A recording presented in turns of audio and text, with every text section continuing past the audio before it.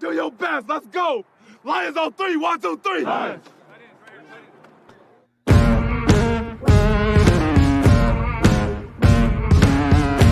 Oh my God! Victory Sunday. The Giants look at their schedule and they go, "Oh, the Detroit Lions," and they put the big W, right? Correct. It's folks. It's everybody that is on the screen right now that is what makes this special, because this organization has been so bad for so long. Yet here we all are on a Sunday night at 7:00, chopping it up about this football team, because winning 3 in a row and getting this done for the first time since 2017, and like Mark said, having some momentum for this fan base. When we played against the Patriots one game on Thanksgiving, I had a pretty good game too, and it was just the atmosphere is just different. It's just there is just everybody's ready. You get a chance to wear the throwback uniforms. It was just. I think it's a mixture of both. I think you got to have a good program, but I think the city, the way it's viewed nationally, like the people in Detroit, the business people, the money makers, the marketers, they got to market Detroit different nationally. And welcome to the Detroit Lions News Show, your number one source for Detroit Lions news. And today we have a huge guest today. Third time Matt Dery's been on. I love you, brother. How the hell has it been? Happy holidays. Coach D, it's great to see you, my friend. Joe as well. Always a pleasure to be with you guys. And let's get a win in Chicago this week. That'd be nice, huh? Oh, absolutely. The weather forecast is not looking great, though. No, it's not. And I was just talking to the host of Locked On Bears on our network, and he's asking about Jared Goff, and I said this is a great test for Goff, because everybody likes to say, and I heard my friend Mike Valenti say it today on the ticket, cold weather games aren't for him. Last 11, I think he's played under 40 degrees, just 7 touchdowns, 7 picks, but goes into Chicago, wind, cold, about 33 degrees, and gets it done. It'd be nice to kind of shut up some of the haters. Yeah, I agree with that totally. Here's the thing about Jared Goff. Like, we talk about it all the time, like the cold weather games and how he kind of struggles in the cold weather games. I do want to see it, because the next couple games that you're going to play indoors. You're going to play the Cowboys indoors. You're going to play the Vikings indoors. You're going to play the Broncos at home. So this is a game you kind of want to see what you got, because if you have to go to Philly or you have to go to San Francisco, I mean, it's a good litmus test on what you're getting. And if you want to extend him, now I know Darcy always puts in my the notes that I always want to extend this guy, but I just want to see what this guy can give us, because if he can give us a good quarterback play, let's extend him. And this is a good litmus test on if he's going to be the guy that you want to put it as an extension right there. Let's lift up the curtain for a second. I'm cutting this off. So Darcy's on with us pre-show, talking about how he's ready for the Hendon Hooker era. And it's like, wait a minute. God bless the kid, okay? He's 25, 26, coming off an ACL. I'm all for looking and seeing him play maybe later in the year, like in garbage time. But come on now, Jared Goff, what's they 17-5 in their last 22? Like, the guy's a winner. He's playing well. Like, I don't know. I'm not ready to hand the keys over to Hendon Hooker just yet. So got to bust Darcy's chops a little bit on that. Well, seriously, okay, Brad Holmes did not, draft Hendon Hooker in the 3rd round for him just to not play on this team at all. Okay, right. I know we have Jared Goff for another year, so we have to, guys. Okay, we spent $128 million on the offense. How much have we spent on the defense? $87 million. Okay. Now we have Penny Sewell coming up. We have Amon-Ra coming up. We're going to have to pay these dudes, right? Jonah Jackson. Well, I don't believe in paying guards, but I think drafting guards in the 3rd round is the way to go. That's the way I look at it. But seriously, you want to pay 2017, Jared Goff led the league in turnovers. 2018, he led the league in turnovers. First year as a Detroit Lion, he led the league in turnovers. The first part of last year, he led the league in turnovers. Do you see a certain Jekyll and Hyde here? Are you guys scared going down the last 5 games? That you saw it 2 games ago against Chicago and Green Bay. What was it? 10 turnovers altogether, 6 by Jared Goff. Joe, I know that's your guy. Look, the last 5 games have been kind of ridiculous on all fronts for the Detroit Lions. On all fronts, defensively, offensively, Jared Goff hasn't played well. We know that's well aware. But you got to look at the case study. So he's done 22 games with the Lions. So you can't say, oh, look at the last 5 games and let's dismiss the rest. It just doesn't work that way. So if you're going to look at it realistically, I mean, Darcy wants Hendon Hooker. He thinks that Hendon Hooker could be the pick, right? Get the guy. If he is a guy, cool. But if he's not, he's not. And the one thing I didn't like about the Hendon Hooker pick, and Matt, I don't know if you will agree with this, but there was needs that the Lions had. Okay, there was needs that the Lions had. We seen them take a chance with Levi Onwuzurike and Josh Pascal with injury history. So they needed a guy on the defensive line, and they relied too much on Charles Harris, on Romeo Okwara, and now you're starting to reap what's going on with the Lee McNeil getting injured, James Houston getting injured. You're thin there, and the guys that you thought that Brett Holmes thought was going to be the players that would take them to the next level or even be good, they're not good. So would I have rather had a Byron Young who's shown out with the LA Rams? Yes. Would I rather have a Kobe Turner instead of Broderick Martin? Yes. So the Hendon Hooker pick just didn't make any sense to me because it's not going to help you this year. And if you really wanted a quarterback for the future, this is a draft a quarterback for the future. Well, yeah, Joe, but they're not going to draft a quarterback this Right. year. They weren't anyway. I don't think based upon their draft position. They knew they were going to have a good team this year. And the really elite quarterbacks are all going to go very, very early in this draft. It's going to be crazy the first 15 picks. How many are going to be quarterbacks? I'm with you about Broderick Martin. Forget about Hendon Hooker for a second. You got a kid in Martin. It's not his fault, but a 3rd-round pick for him was absolutely atrocious. Mm-hmm. He doesn't play.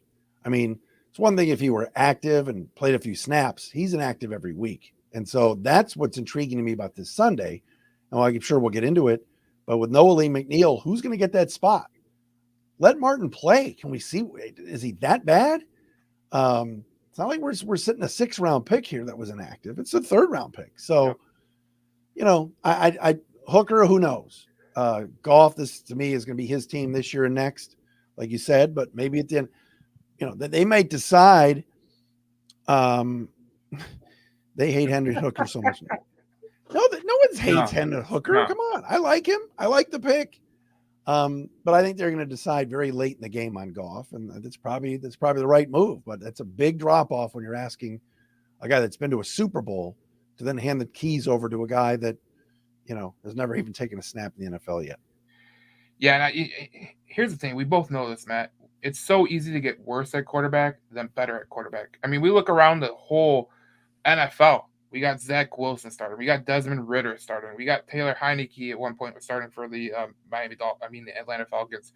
Like the quarterbacks in this league right now, granted some of them are injured, it's just not good.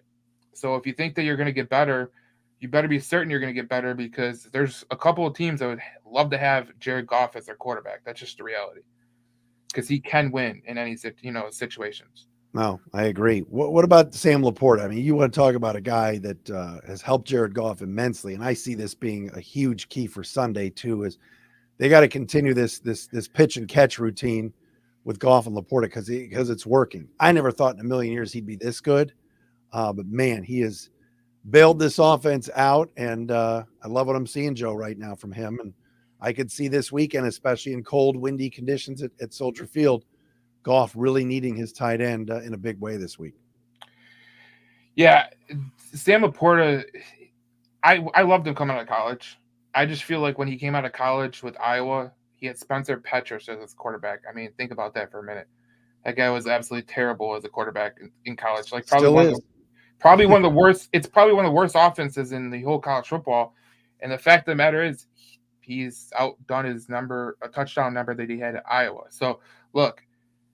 I like Sam Laporta. I didn't think he'd be this good this quickly. This is like superstar quality.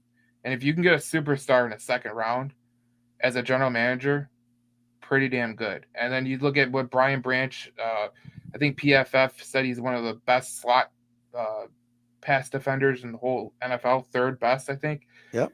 So when you look at all that, like those are 2 second-round picks. And Matt, me and you both know that the Lions have struggled for years to get production of their second-round picks. We have guys that Brett Holmes has drafted in Levi Onwuzurike and Josh Pascal, who have yet to show out. And like you've seen Aaron Glenn call out Pascal, and Onwuzurike, we haven't seen much of him. I mean, obviously he was hurt those 2 years. With Ali McNeil out now, this is a good chance for Levi Onwuzurike to kind of get back in good graces, if you say. I have no idea what they're going to do, Joe, on Sunday. Who's going to be active, who's not. I know Benito Jones is going to play. I know Quentin Bohanna is going to play. But other than that, I have no idea where they're going with this. Do they bring up Alu from the practice squad already? Does Bugs get out of the doghouse? Mm-hmm. Martin, Onwuzurike is never healthy. Your guess is as good as mine. The bottom line is that, like you mentioned, Kaminsky and Pascal, when moved to the inside, have got to make some plays. Have to. I hope, and I've said this on Locked On Lions, and I said it today on the Wednesday show. This McNeil injury hurts big time. This is a big injury. You know, you can't afford to lose Jared Goff. Not that Bridgewater's bad, but you cannot afford to lose Lee McNeil. That's the middle of your defense. It's an important spot. And if I'm the Bears, I'm running that football right up the gut Sunday and see if the Lions can stop it. Here's the thing. I think a lot of people glossed over how good Ali McNeil's been this year. Yeah. I think he's the 4th or 5th best in the NFL in interior defensive line. And look, anytime you lose a player like that, it's huge. And this is a defense that really can't afford injuries like that, Matt. Like, if you look at it, like, they lost James Houston, they lost C.J. Gardner-Johnson, they lost Emmanuel Mosley 2 plays in. Like, they've had enough injuries where they were counting on some of these guys to be good. And then when you have these injuries like Ali McNeil and Alex Anzalone, he might be back this week. But the simple part of the fact is you can't be losing guys like this. Like, this does hurt because you don't have a defensive tackle that's your second line of defense. That's like, you're like, okay, this guy could take it over right here. Like, you don't have that. I mean, is it Isaiah Bugs? Is it Onwuzurike? Is it going to be Broderick Martin comes out of nowhere, out of mothballs, and says, "I'm here"? I mean, it's such a unique situation because if I was a Bears, I would do the same damn thing, run it up the gut and see what they have, because you don't know any little thing that happens on a defense where you take a player out and you put a player in, you have no idea how that's going to work out. No, you have literally no idea. You guys realize, like, we have Bohanna. He was on the practice squad for the Dallas Cowboys, those Cowboys, you know, and then he's starting for us, you know.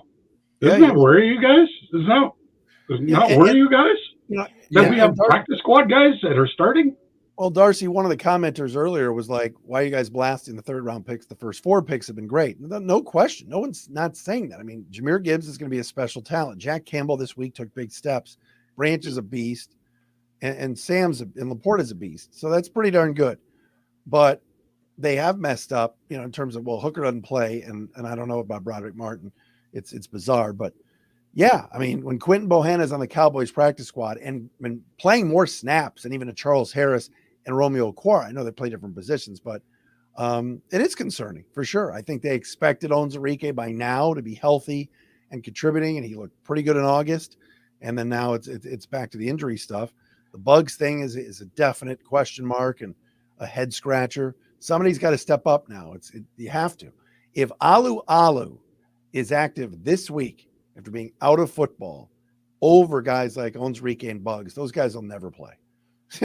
This is the week that one of those two, Levi or Isaiah, hopefully step up and perform, because when Bugs has played, he's been good.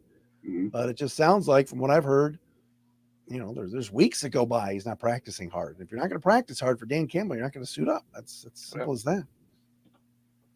Yeah, I totally agree with that. And you know what the funny thing is, like you said just a moment ago, if you're not active in this game, I don't think you'll ever be active. Like, this is kind of the week that if you aren't active, it's kind of an indictment on your future with the franchise. Yeah. And I look at Isaiah Bugs and I go, he's had flashes of like where he's really good. And then you hear that he's not practicing like hard enough. Like, like you said, a coach like Dan Campbell is not going to take that, No.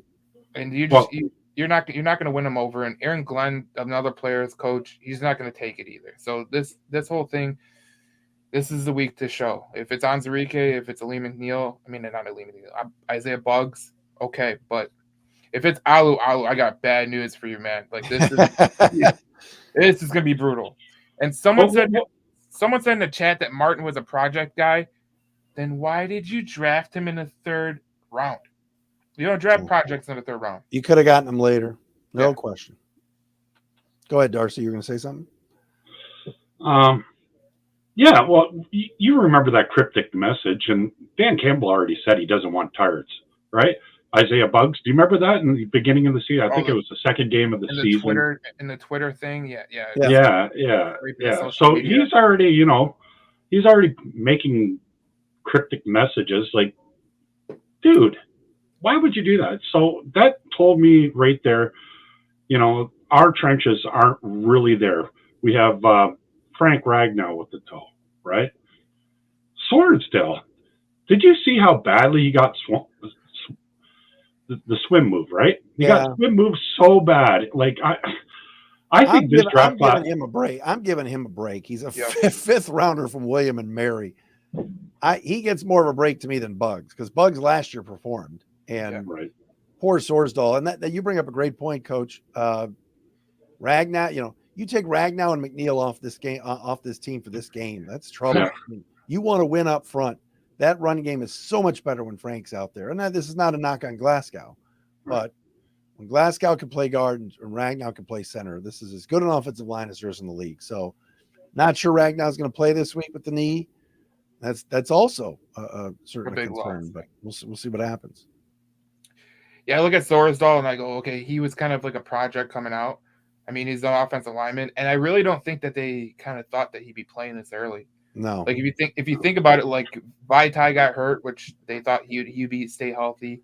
Glasgow had to move over. Jonah Jackson was hurt for a little bit. Like they didn't have like the luxury of saying, okay, you can learn off these guys for a while. He was kind of thrust into action pretty quickly. I think Jonah Jackson got hurt like the 3rd or 4th game. So Swordsdale is kind of learning on the job. That's basically what it comes down to. But the rest of these veteran guys, like Anzarike and Pascal, like there's no excuse. Like you were talking about Isaiah Buggs, there's no excuse for him either. Like these veterans, they got to act like veterans. That's the way it goes. Yeah, step up. This is the week to do it for sure. Yeah. So we got the last 10 minutes of this show. The last topic is, what do you guys think? Who is the biggest contender to actually catch the Lions maybe in the division, or who are we going to play in the playoffs? Would it be a bigger story if Matthew Stafford came back here and had a homecoming with the Rams? I looked at their schedule. They're playing in Baltimore on the road. That's a tough place to.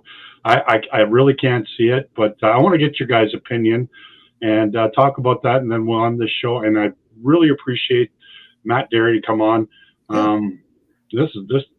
You're an awesome guy. Thanks, I appreciate you, brother. I appreciate it. Let me say this. Anytime you need me, I know my schedule's crazy. I appreciate you guys having me on. I want nothing to do with Matthew Stafford here. Nothing. And I get it. This is not the Rams that won the Super Bowl 2 years ago. Not the same team. Cooper Kupp is not what he was. The run game's not what it was. Their O-line with Whitworth retiring, not what it was. But guys, let's be honest. If the Lions win this division, which I think they're going to, hosting the first playoff game in this town since '93, the last thing we need in this town, as we're celebrating hosting a playoff game, is number 9 coming back. That would just be the biggest bummer of all time. I'm not even hating on Stafford. I'm just saying, I don't think he would want that either. Like, we're finally talking Lions in the playoffs, and we got to have the Stafford angle, the McVay and Goff angle, the Aaron Donald angle. We didn't draft Aaron Donald. We took Eric Ebron. Like, I want no part of that. Give me the Packers. Give me the Vikings. Give me the Seahawks. I'll take Geno freaking Smith, who the Lions can't beat, over the Stafford angle. It would just be such a bummer for me. That's just me, though. Joe, what do you think? I certainly don't want to see the Rams, and I just harken back to Matthew Stafford is a guy that can beat you. We all know that.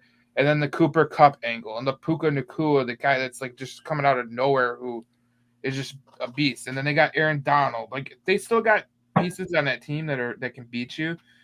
And I just don't like the matchup, especially those two wide receivers against our secondary, against our pass rush. Like, okay, no, not even a little bit.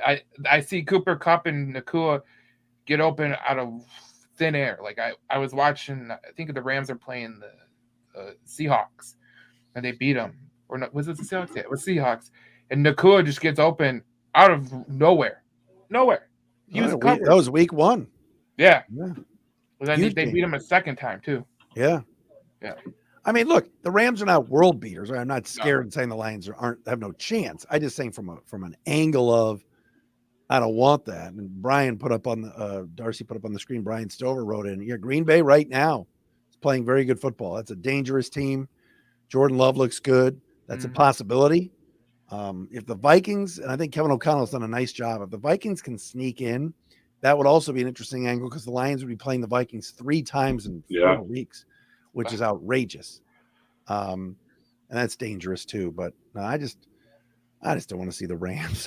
I want to enjoy that week of hype. And last thing we needed would be to do a history lesson all week with Stafford and McVay and all that kind of Well, that would bring you back to your old radio days at 97 when the ticket with those topics and stuff that. Jordan Love and those Green Bay Packers are playing pretty good. They beat us. Rashawn Gary, the best edge rusher looking coming out of Michigan the last 3 years. Sorry, Aiden Hutchinson. Sorry. Did I say Hutch? Oh, I didn't mean that. Guys. Oh, well, you're a Sparty. You're a Sparty anyways, Joe. So you can't comment on that. So, what do you guys think about? Congratulations to Joe. If Joe's an MSU guy, congratulations to Joe. I love their new football coach, and they're going to have a new school president. Apparently, like things are on the up and up. Basketball team, no, but like, well, you can't get much lower than they were. I mean, right. But that would be things are turning around in East Lansing. We hope, right? Hopefully it stays that way. But no, I Darcy, you hit on something I want to hit on real quick. The one thing I look at with Hutch, like the only reason I'm kind of disappointed in a little bit is like if you look at what Thibodeau is doing in New York, right? 11.5 sacks. Yeah. He's at 5.5 sacks. I understand he's getting all this pressure, but at some point, if you want to become the elite of the elite, you got to finish the deal, like get a sack, And I know that he doesn't have any help on his defensive line. I know that he's basically the only guy, especially with the Lee McNeil being out now in the next 4 weeks. But at some point, you're just gonna have to throw it into hyper mode because we look at Pittsburgh with T.J. Watt, and he's a one-man wrecking crew, and then you got Alex Highsmith on the other side who came along a couple years ago, and they've been a good tandem. But up until last year, I mean, it was T.J. Watt and then Myles Garrett, who is on the other side of Myles Garrett. Can you really name him?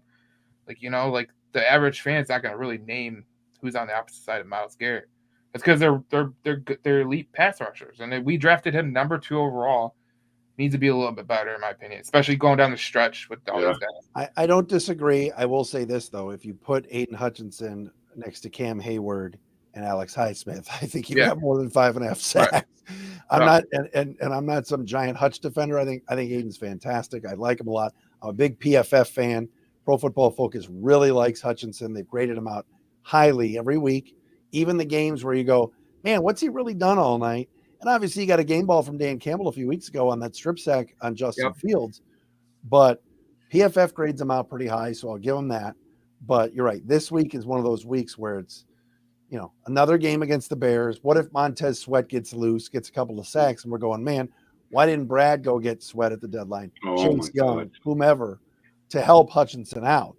But it is time for, you're right, for Hutchinson to get his mitts on Fields a couple of times this week. I don't disagree. And I'm not saying that he's been a disappointment or anything like that. I'm just saying at some point you need something more. I know he has no help. I know he has got old man Charles Harris and Romeo Okwara in the Walker. But the reality of the situation is he he needs to be a little bit better, and he's the only guy that they got right now. Lee McNeil's out. I mean, I don't know who's going to play defensive tackle. John Kaminsky, who they signed to that 2-year contract, he's been non-existent too. So we're kind of in this little purgatory, and I think Brad Holmes came into this year thinking that Harris would give something, Okwara would give something, Houston would give something, and Kaminsky would give something, and none of them are giving something. And obviously Houston because of injured, but and that's you mentioned those guys. It's a great point you bring up. Charles Harris was on a 1-year deal, a prove-it-year deal, and then got multi-years, and now he's a waste. Kaminsky, same thing. Fantastic last year. Great pickup from Brad Holmes on a 1-year deal from Atlanta, and now got a 2-year deal. I'm not saying that he's not trying as hard, but these guys that are playing for contract, it's a little bit different. Yep. The fact that James Houston said today that he's hoping to be back maybe for week 17, play a couple of games. They need him back in the worst way. But what was funny was in the preseason, if you remember, Joe and Darcy, James Houston didn't perform great in camp, nor in the preseason, and it was playing late into the preseason in fourth quarters. And people were like, why is James Houston out there? They were sending a little message to him. Now all of a sudden it's like, oh, James, please come back. We need you so bad. It's wild. But hey, let's get him back. They need him back. They need him back in the worst way. So we got 1 minute left here, and then we're going to end the show. What are the keys of the game to beat those Chicago Bears? Talk about them. Well, Darcy, for me, they got to stop the run. I think the Bears are going to try to pound it inside with Herbert and Roschon Johnson and those guys early, and see if Bohanna and Jones and those guys are up to the challenge now that McNeil's out. So stopping the run. And the other thing, too, is on that read option and some of that RPO stuff with Fields, if they have success running up the middle, there's going to be a time where Fields puts that ball in Herbert's mitts, takes it back out, pulls it back out, and runs outside. And if the defense is collapsing, Fields could have a field day. So that's going to be key. And certainly the passing game in this weather is going to be interesting. I love the fact that this past Sunday, Lions didn't turn it over against the Saints.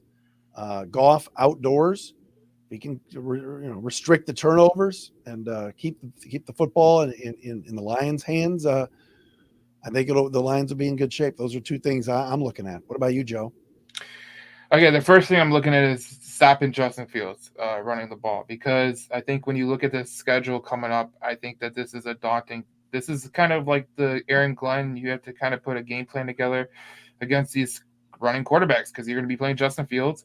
You're going to be playing Russell Wilson. I know he's older, but he can still get out of the pocket and move.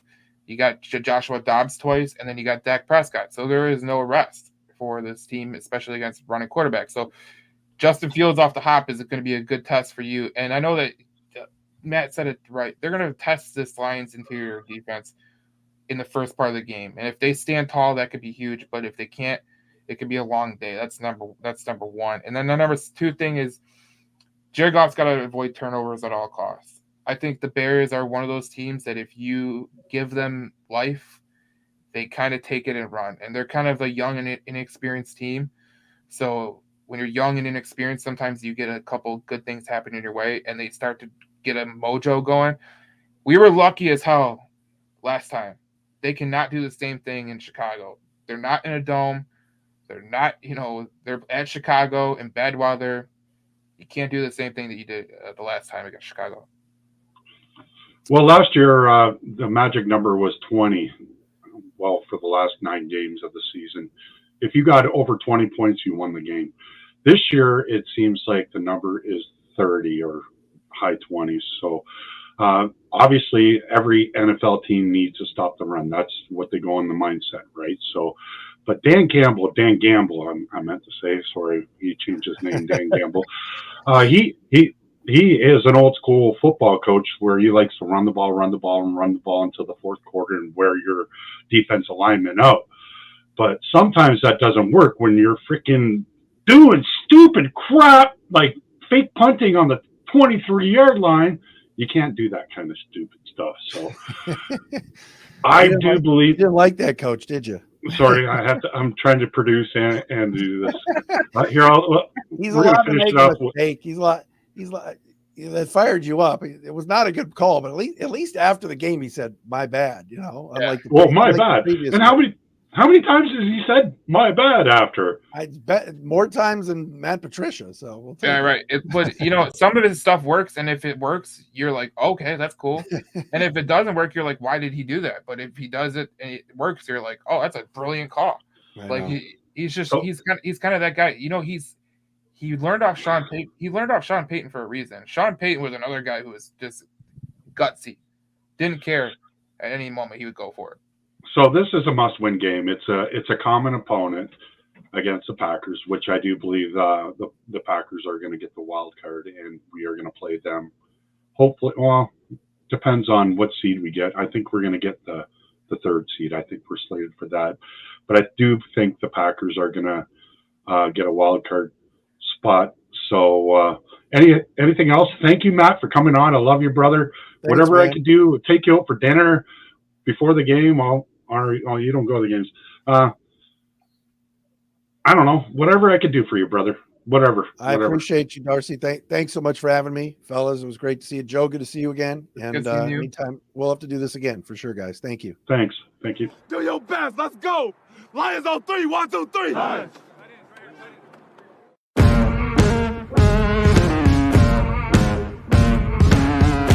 Oh my God! Victory Sunday.